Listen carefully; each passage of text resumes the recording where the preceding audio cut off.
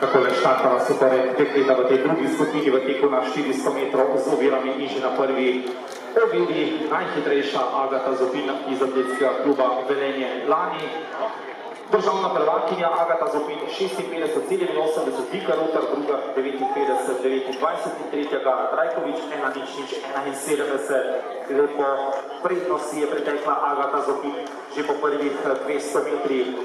Letos torej 56,01. Samo 500 ting slabše od njenega državnega rekorda 55,96. 620 metrov do cilja za Agato Zupin. Takole v ciljni ravnini, da, hvala za malo spodbude. Gremo do kluta, hop, hop, hop.